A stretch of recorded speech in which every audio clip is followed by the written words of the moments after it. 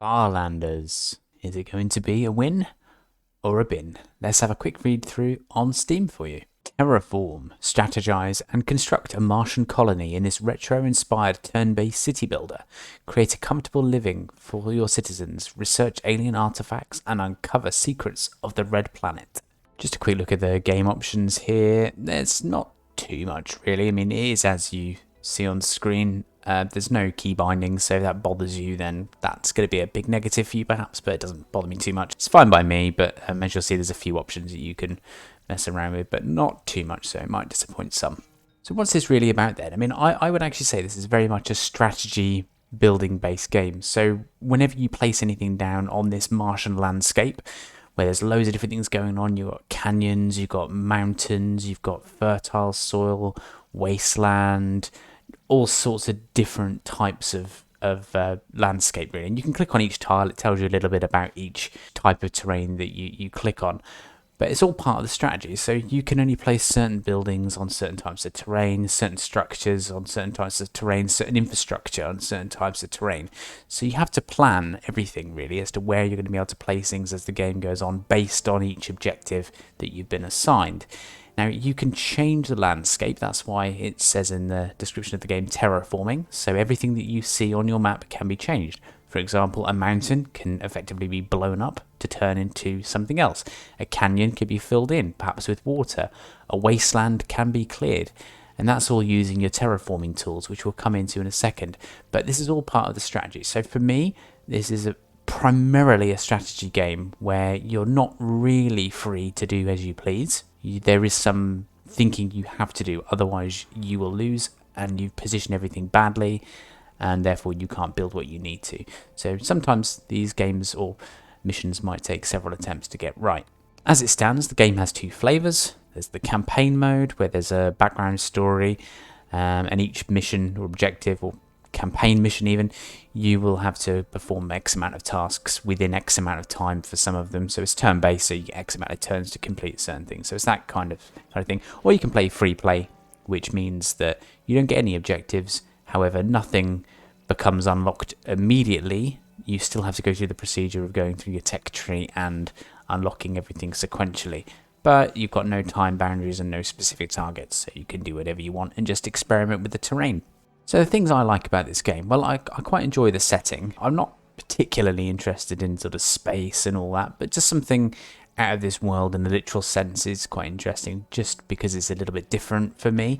So I enjoy all the terrain arrangements, like I said earlier, the way that it's all interchangeable depending on how you go about manipulating all of those landscapes and having to plan everything. So it's good fun because the terrain itself is a challenge, as well as the actual missions and tasks too. Buildings within the game, they do vary, although they do look a little bit similar to one another. So you've got homes, you've got factories, you've got water processing plants, solar panels, wind turbines.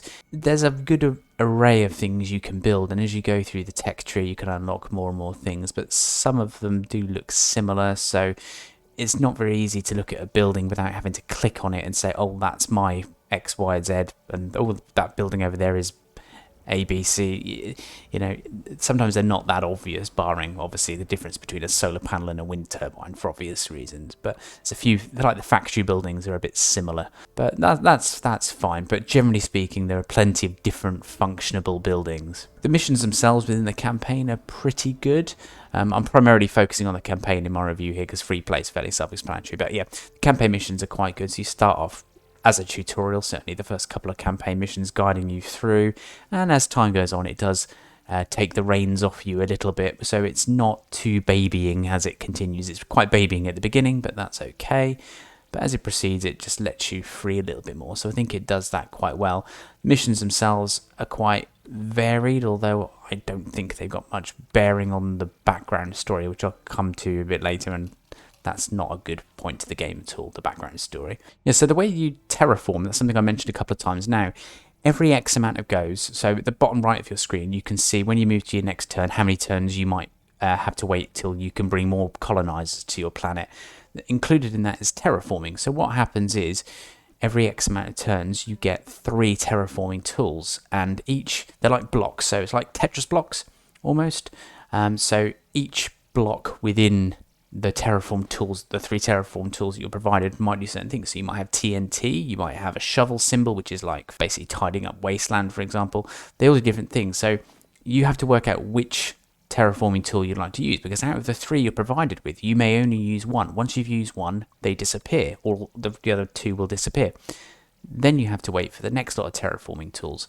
If you like a set of terraforming tools that come through, but you don't want to use them there, you have one save slot initially, and you can save them to your save slot, so you can pick them up later on whenever you want.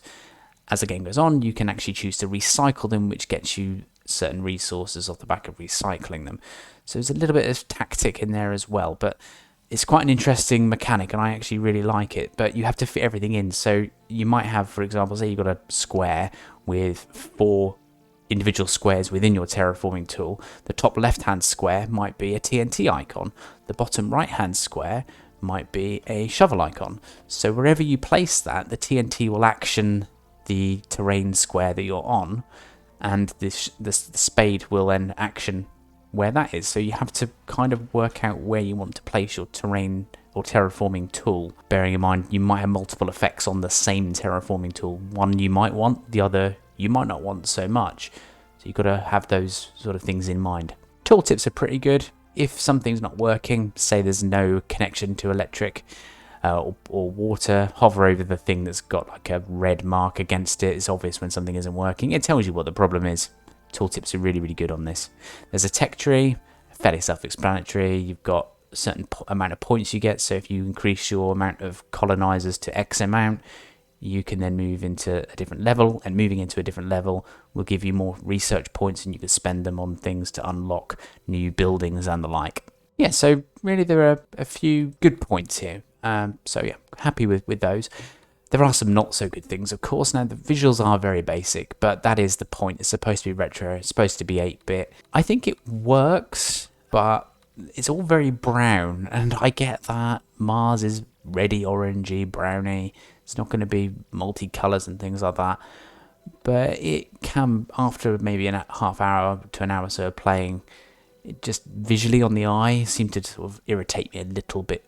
I'd say a little bit bland looking, but that might also be because the visuals are so basic. It's very much sort of 8-bit type graphics, really. I did say the tooltips were quite good in one respect in my previous good points section, but there are no tooltips for the buildings in your build menu. So you want to build a building.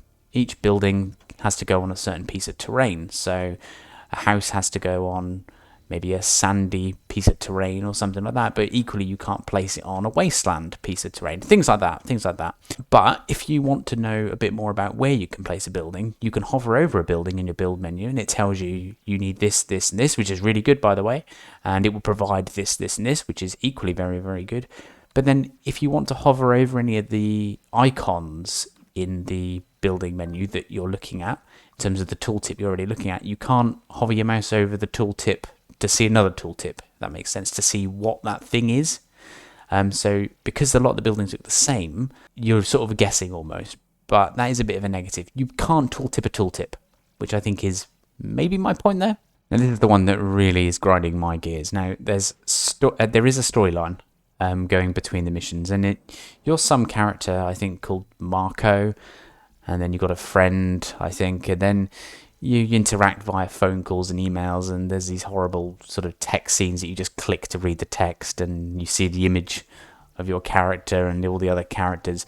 But you're basically going to work on this for this company, and I think from the gist of it, there's sort of potential word on the street that they're a little bit dodgy, and your mother doesn't want you working for them, and the whole thing is just really, really cheesy and doesn't necessarily need to even be there. But it's personally just, for me, it's just a bit bollocks.